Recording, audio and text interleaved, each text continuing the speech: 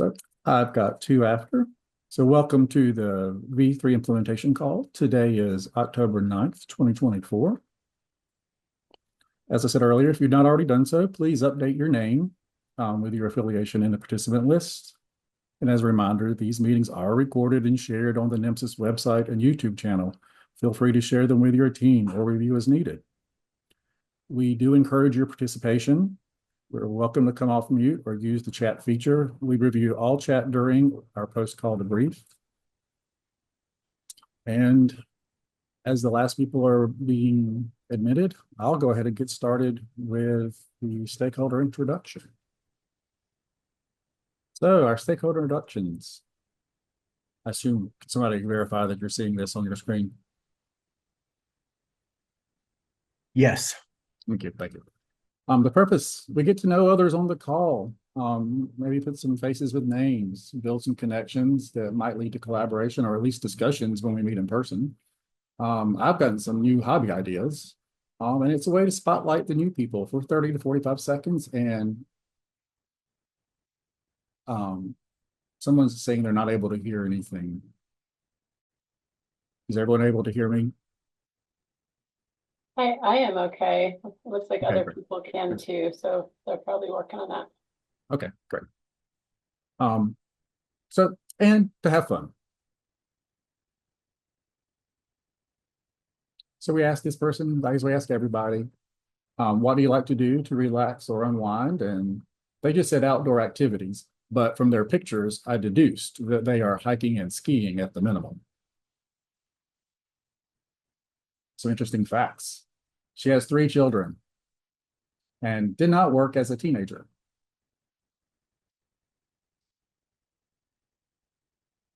She's been in healthcare data for more than 20 years. And what does she like best about her job? The ability to make others' jobs easier by making the data input more user-friendly. Also, everything in life is really data-driven. That's so true. Even your target ads.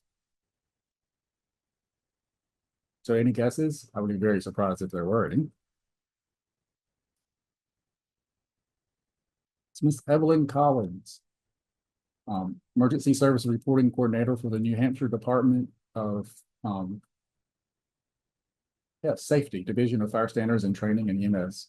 You know, some people, I don't get enough pictures and I have to make them really big. And some people send me lots of them. I love having the problem of lots of pictures. Evelyn, you said that one of these pictures was your last day as a paramedic. I'm guessing it's the bottom left. Is that correct? Put it in chat.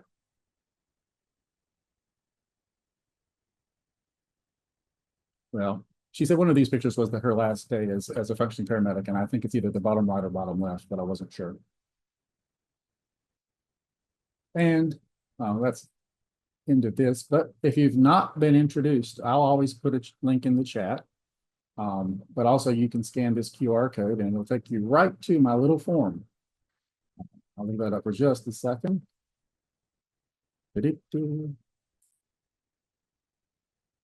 And I love this rainbow picture. It's a double rainbow that was taken by one of the attendees of our annual meeting a couple of years ago.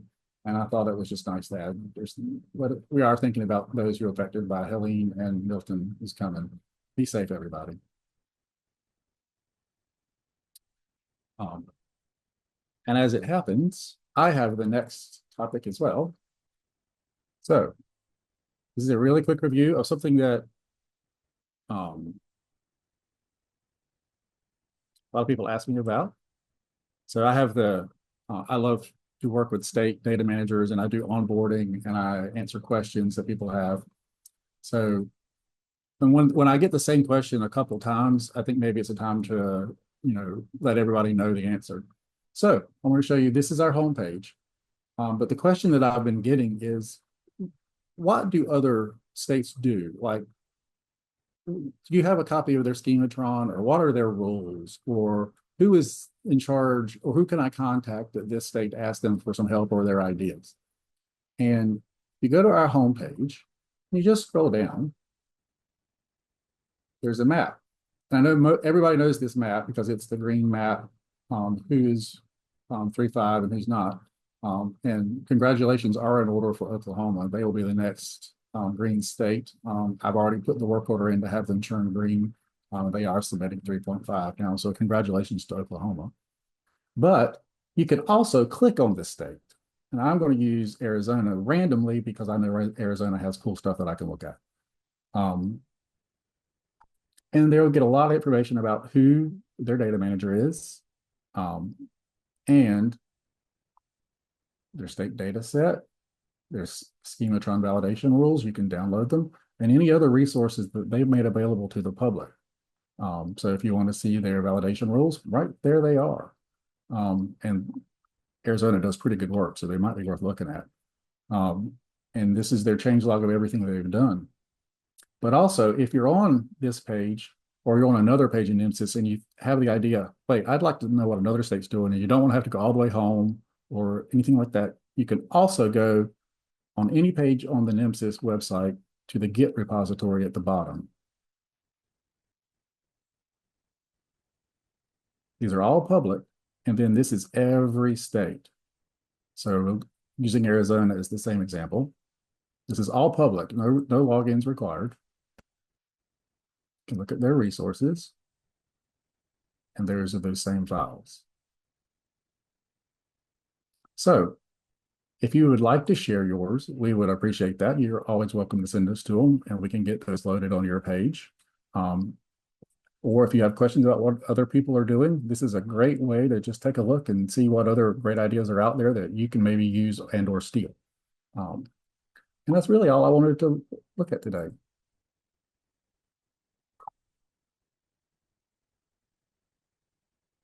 So, and with that, the next person up is Ms. Jen Correa with a maintenance update. And good morning, everyone. Welcome to this fabulous Wednesday.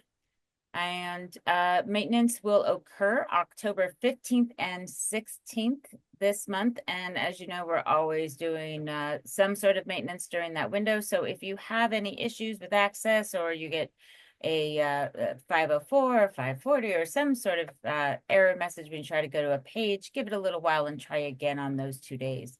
Outside of that window, please open up a NEMSIS help desk ticket and let us know when you experience issues.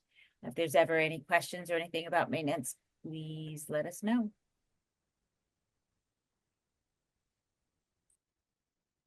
Right. Back to you, John. Thanks, Jim. The next is Randall with an NASEMSO update. Hey, thanks, John. So the NASEMSO updates for us today would be just right now we have the in-person regional meetings going on. We have completed the West region and Great Lakes. Last week at the Great Lakes, I was able to kind of present with Kevin Nichols on a lot of good NEMSIS initiatives. We had a lot of great feedback come back from our medical directors or state directors. And we didn't have a lot of questions overall, which I kind of felt was really good. The Data Manager Council regional representatives have been doing a really great job with keeping the state EMS offices informed on the NEMSIS and the DMC activities. So they've been given a nice little report in each one of their virtual regional meetings, and I think it's been a huge boost. Next week, October 16th and 17th, Omaha, Nebraska will be the Western Plains meeting. I will also be attending that one. October 23rd is the East Region meeting, and the South Region meeting is November 13th and the 14th. So if anyone's looking for more information or agendas for these regional meetings, I will put a link in the chat. Unless there's any questions, that's my update for today. Great, thank you. So with our interoperability update, the great Josh Legler, you ready? I am. I think I'm unmuted now. Thanks, John. Let me just briefly share my screen. Just a quick update today to share with you. As you know, getting hospital outcomes into the national EMS database is a high priority for the NEMSIS TAC. And over the past few years, I've been sharing information about how many records in the national database have hospital outcomes recorded on them. It's a low number. The number that I've shared for 2023 was 1.4%. In reviewing the data, we realized that there was actually an issue with the denominator for the 2023 data. It was supposed to be a denominator of all calls where the type of destination was an ED or hospital. And instead, it was all calls total. So the denominator was 50 million plus records instead of around 30 to 35 million that would have been transported to a hospital. So we reran the numbers for 2023. The actual performance in 2023 with these numbers rerun is 2.6%. So that's the corrected number of all patients who went to a hospital or ED as we look at them in the National EMS database for 2023. 2.6% of them have some hospital outcome information recorded. So that's a nice correction in the positive direction. However, the end, I think, takeaway is the same. It's a very low number. And so it's still very important to make efforts to increase the number of records in the national database that have outcomes recorded. There are two spots I want to remind you about and point out. There's the interoperability page on the NEMSIS website. Whoops, wrong link. This one here. The interoperability page on the NEMSIS website is a great jumping off point for everything interoperability. And then the other link, which is available from this interoperability page, the wiki link. I want to show you that wiki link, and in particular, a page on the wiki called Incorporating Hospital Outcomes into NEMSIS Documents. And this runs through the various potential barriers to getting outcomes inserted into a NEMSIS patient care report and resubmitted to the state and national databases. So this talks about when to trigger resubmission to get those outcomes in there, parsing the codes that are coming back from hospital data feeds, fitting the hospital data structure into the NEMSIS data structure, translating that data. All of that is on this page with recommendations of how to address those issues. We find simple actions that can make a big difference. I talked with an agency a week or two ago that we noticed that their outcome data was high for 1 year, and then it dropped the next year, and then it came back up even higher the year after that. And as I talked with them, they looked at what was going on and realized that the only difference there was that they had had a trigger in their EPCR software to resend their data to the state database after they received outcomes from the hospital. That trigger was taken away for a year, and then they realized that was gone. They put the trigger back, and with that trigger back in, all of a sudden their agency system was re-exporting PCRs after it had received hospital outcome data, and their percentages just went way up again in their data in the national database. So sometimes it's something as simple as that.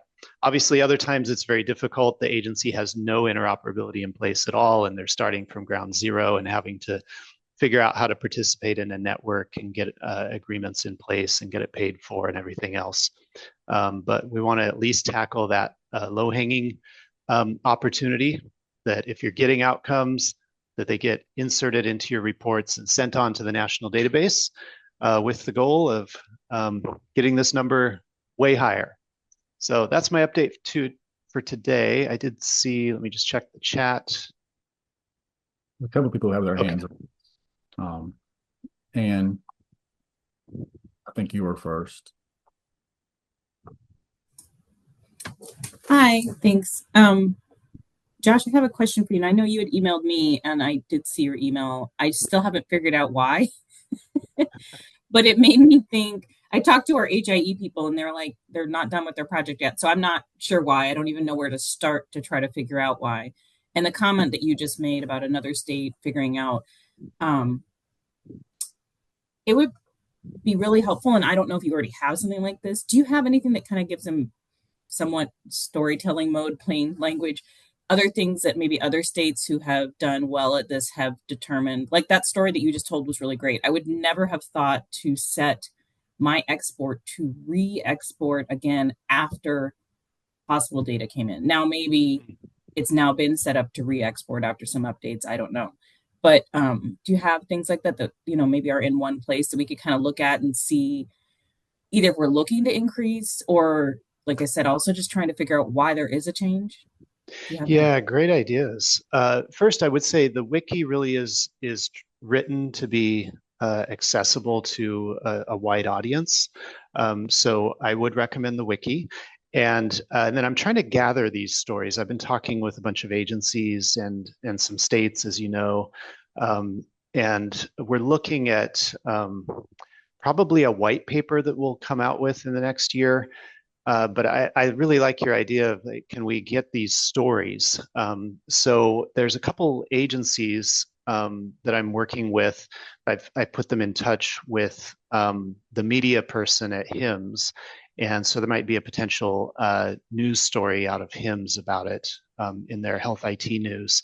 And I think I'd like to foster more of that kind of the storytelling side where people can say, this is what we did.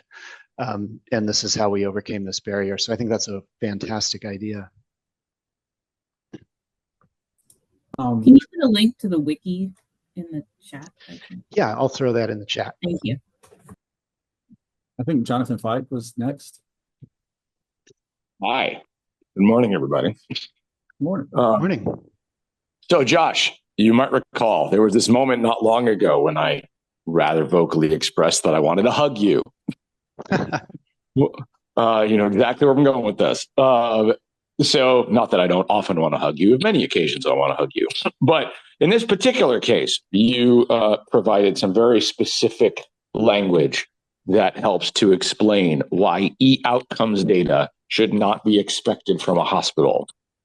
You explained in remarkably, this was in the context actually after Clay and Jeremy and Randall and I had seen each other at the ATSIP conference in San Diego. Joe Gra was there as well. So there were definitely, it was a nice presence. I think Jay was there too. So a lot of us talking about the movement of data in multiple directions. As an aside, I really hope we'll stop talking about bidirectional data in this forum forever, because that's a stupid phrase, and I'm happy to elaborate on it. But if you can please explain to this group, to everyone who cares, what has to happen to the data, how it needs to be made available, what needs to take place. As I think Anne said perfectly, tell the story, because I think there is a significant amount of confusion in this ecosystem about the idea that, you know, put data magically into EHR somehow and data magically come back. And there's a lot in between. You have put that down in very, very clear language, but it came to me. I don't think it came to the forum. So if I could beseech you, that'd be great. Sure. Yeah. And I'm going to cover this in a presentation at the NEMSIS annual meeting in a couple of weeks. Bottom line, when a hospital sends data, they're not going to send it in any NEMSIS XML format at all. They're going to use HL7 formats. It's up to the receiving system or some intermediary system to receive that data in the format that the hospital already uses, which is HL7 formats, and then translate that data, store it, send it on where it needs to go on the EMS ecosystem side of things. Is that what you're referring to, Jonathan? It is. And after you're done describing it in whatever detail you'd like to go into, I would like to give about 5 seconds, if you wouldn't mind, on why I think we need to stop using the phrase bidirectional. It causes confusion. And it's because it's a misplaced expectation of how the systems work, right? It's not put in, get out. There's a lot more that happens, but I'll leave that till you're done. But yeah, this is what I'm referring to. If you can be as specific as you'd like, I just think we need to reset the expectations that Epic isn't going to send e-outcomes. And therefore, what that means for agencies here that do want to participate in earnest, but don't really haven't really gotten that level of detail from you in the past, I don't think. Carry on, sir. Yeah. So several pages on this wiki that I'll point everyone to. One is the data transport standards. That's going to talk about the APIs that need to be implemented to communicate with any other healthcare provider that uses the HL7 standards and IHE profiles. So whether you're interacting with a qualified health information network or a health information exchange or a hospital, these are the standards they're going to use for messaging each other. Then the content of those messages, that's in the data content standards page. So that page is going to talk about when, you know, like when you get a patient's medical history from a health information exchange or network, what format is that data going to be in? It's going to be in various HL7 formats. And it's not going to be in NEMSIS format. When you send your patient care report to a network to go to a hospital, it's not going to be in NEMSIS format. It needs to be in a format that they can receive. So the data content standards page runs through all of those formats. And I think also I would point out the data exchange partners and networks, so who you might work with to implement interoperability. So yeah, those are good references, and I'll touch on this again at the NEMSIS annual meeting. And Jonathan, I agree, it's not bi-directional, it's many directions, and it's many types of messages flowing. So even as we look at the EMS patient care report going to the hospital, that's an oversimplification. The EMS agencies might be sending EKGs to the hospital, and then they might be sending a trauma activation alert to the hospital. And then at some point they might send their quote unquote patient care report, a summary of the care that they gave to the hospital. So there's lots potentially going on in interoperability. Jonathan, yeah. Yeah, just real quick. The reason, so I think that's a very, very strong point.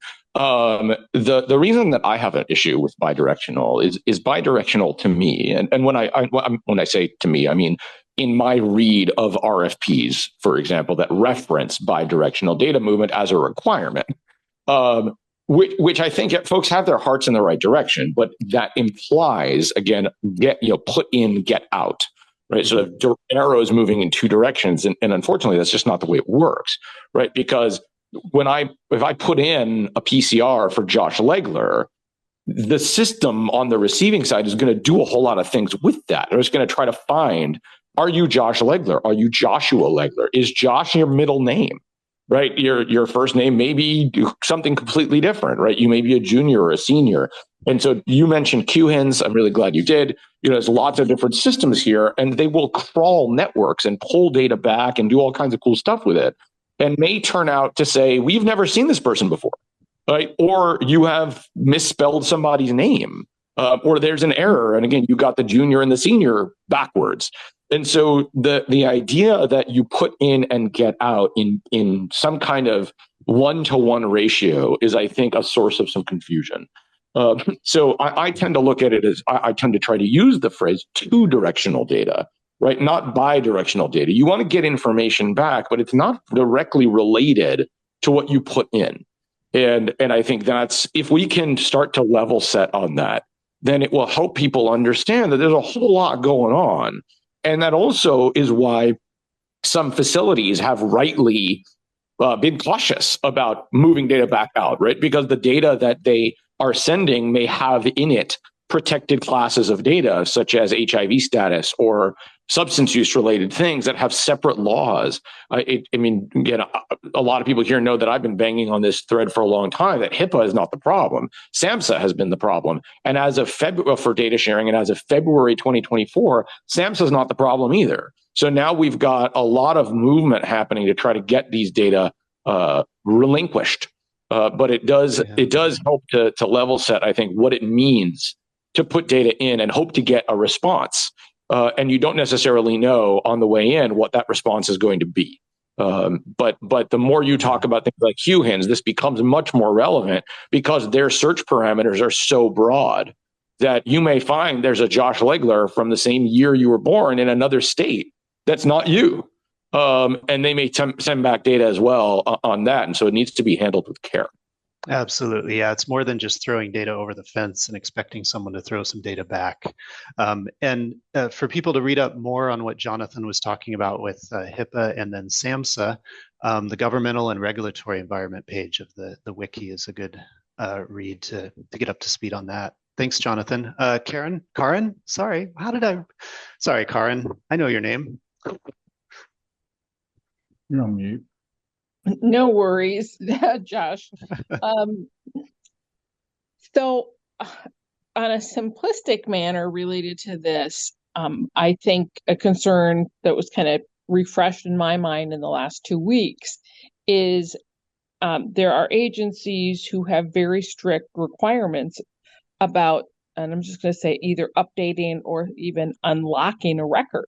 So if a lot of agencies with their products don't have or have the ability to lock down the data that's in their system, even if the data could come back through, and I'm going to call it through a state system or through a system that's not a direct communication with the agency data, we might not be getting that e-outcome data anyway. And if there's some solutions to that, greater minds can have some ideas on how to resolve that. Thank you. Yeah, you bring a great point. It comes down to software products being designed with a greater understanding of the nuances of where data comes from, and that hospital data comes from the hospital, not from the EMT, and that the software needs to have a structure to be able to receive that hospital data and store it, have it associated with what the EMT wrote, but knowing that its provenance or its source was the hospital, not the EMT. And not seeing the NEMSIS patient care report, XML document as this one monolithic thing where everything in it came from the EMT. So yeah, that's a great point and things to be worked on. Okay, any other questions or comments for me? Great discussion. Yeah, and we'll hit it again at the NEMSIS annual meeting. Thanks, everyone.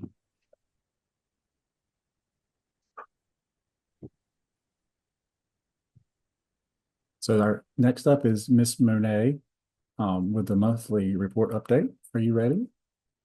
Yes, thank you. I'm going to go ahead and share my screen. Can you allow me to share my screen? You should be able to. Okay, fantastic. Thank you. All right. Hello, everyone. That was definitely a great discussion. I love hearing how excited Josh was about the increase in outcome data, and our good friend talking about giving hugs. All of that sound really good. So thank you. And of course, it's always exciting and nice to hear from Karen Jacobson. All right, so I am going to share about the monthly report. And the first thing I'm going to do is just show you how to get there. So under View Reports, we have the Public Reports tab. And then we have our monthly reports. And at the very top here, you'll always find the most recent version of the report. And so we're going to go ahead and look at the September report.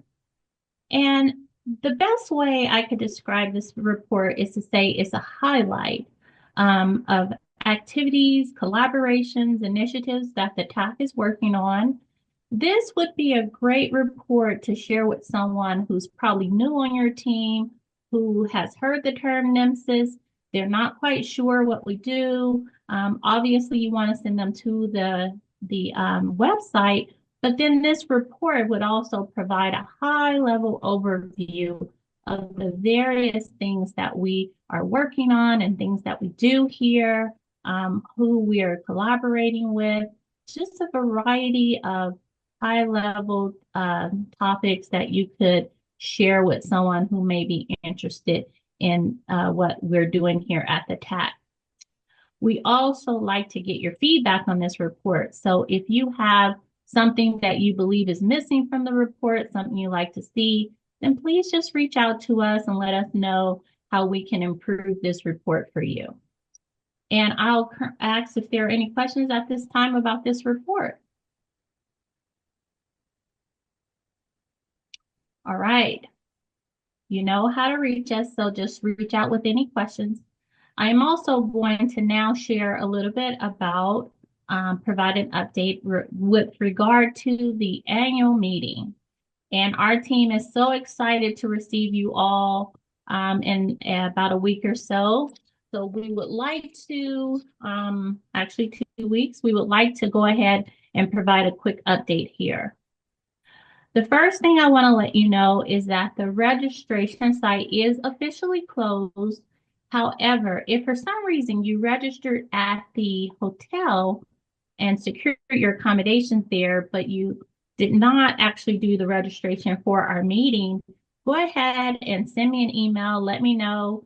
I actually have the portal open right now for just a few minutes. I'll close it after this meeting so that you can go ahead and secure your registration. We would hate for you to show up and then, you say you register, but we don't have a name tag or badge for you or anything like that. We just want to make sure we're able to take care of everyone who's expected to be at the meeting. And then I also want to mention that we updated the agenda. And so this is a high-level overview of what's going to happen on Tuesday. And then we go through each day of activities here. One thing you'll notice is that each evening we have dinner on your own, but then there's an optional evening activity, and I'll talk a little bit more about that. And then the last thing I want to mention is that on Friday, we have several panel discussions, and we would like to provide an opportunity for those of you who have a topic in mind that you don't see currently addressed on the agenda, and you would like for us to have a discussion about that topic. We want you to go ahead and either drop it in the chat, send us an email. You can send it to Clay, Lori, myself, Jen, or you can open a ticket, and we would like to actually look at those topics and then be able to prepare ourselves to address those questions.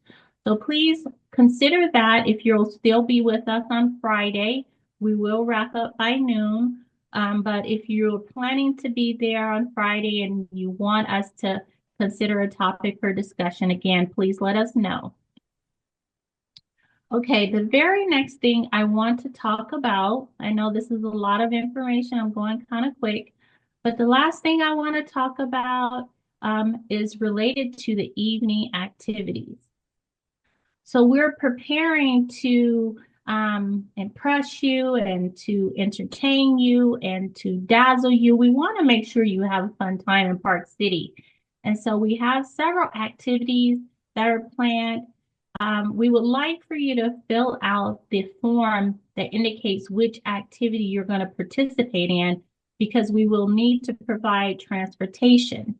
We also want to let you know about the Homestead Crater. If you're planning to participate in that, you're going to want to bring a towel, an extra change of clothing.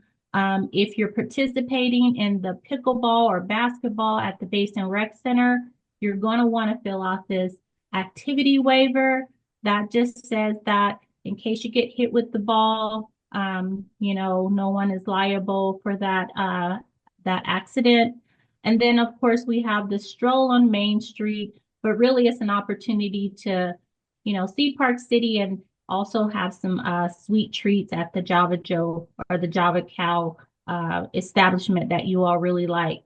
So I'm going to go ahead and drop the form in the chat, and we wanted to have the information by October 4th, but that's okay. We're just going to send it out again until we can get more of you to complete the form and let us know what you would like to do.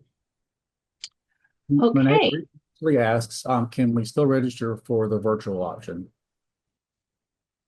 Yes, I will go ahead and open that up.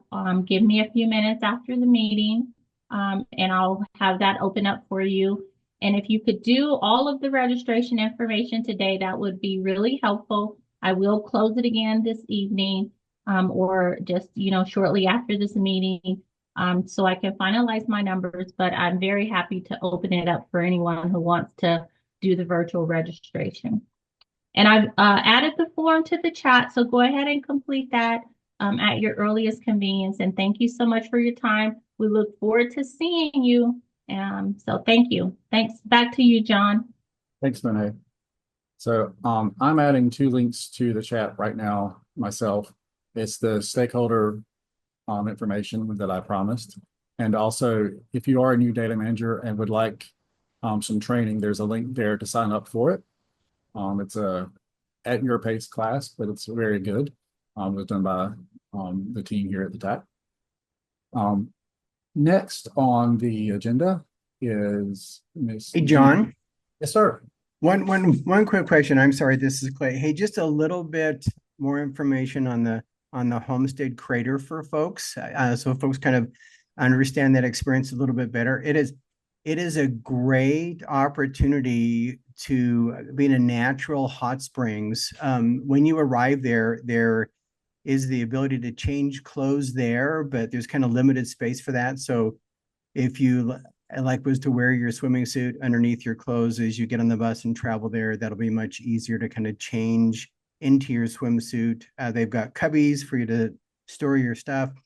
It's a natural hot spring, so it's warm, and they give you a life preserver. You basically have an opportunity to float in the water and just have a really nice conversations with people that come to the meeting. So it's a little bit like a zero gravity opportunity to just spend time with your fellow EMS folks. And it's a great experience. When Monet showed you that picture, it looked like there was light coming from the ceiling. It's actually a dormant geyser. So you're actually inside the cone of the geyser. And you'll probably never have another experience to be in that kind of a setting. It's a really worth the time and effort to fill out the form and attend. Thanks, John. I'm sold. Clay, this is Karen. I'm going to jump in on that too. Yeah. I remember my nephew, who at the time was probably 6, came to see me when I'd first moved to Utah, and we didn't go in the water, but even just being able to be down there, it is an amazing experience. So I also highly recommend it. I won't be there, but it's really and just wonderful. So even if people don't want to go in the water, I highly recommend you go for the non-water experience, because I think it's got to be as wonderful. Thanks, Karen. All right. Next on the agenda is Jen with 3.5.1 candidate release information update. And hello again. Pretty quick update so far. I don't know how many of you have had a chance to delve into the 351 candidate release materials and resources, but we have not received any tickets or comments or concerns about issues that have been found so far. I do want to remind you, the first iteration does end November 4th. So you have until November 4th to get that first round of changes in. And then there's a second iteration to take a look at anything after that first round is done. So please don't wait to the last minute. That would elongate when we're able to get out that final version in January of 2025. And as always, if you have any questions or any thoughts, even if it's not something you've noticed in 351, just give us a reach out.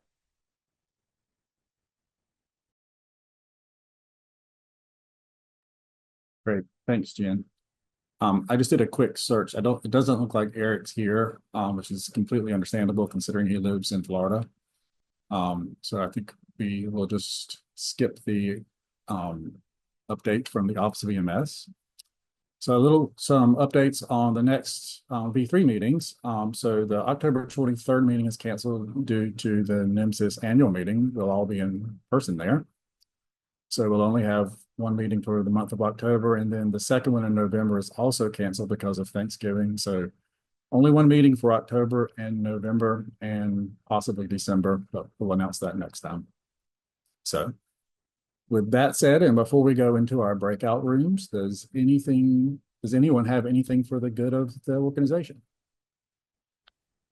This is Karen again. I would just like to reiterate what was said at the beginning and also in your one of your slides, John. Thoughts and prayers for safety and wellness of all those impacted by the 2 hurricanes. It looks like this next round is going to be pretty bad. So we know that EMS responds to so many different scenarios, and we want all those responding, all people to be well. Thank you. My heart goes out to them. Many of us here or our former EMS paramedics. I'm a former EMS chief myself. I know what they're about to go through, and it's going to be hard. So, all right. Without any further ado, we will go to the breakout rooms. So this is the second link, the blue collect and send vendor breakout rooms. And go ahead and pick your room for your correct vendor, and we will see you there.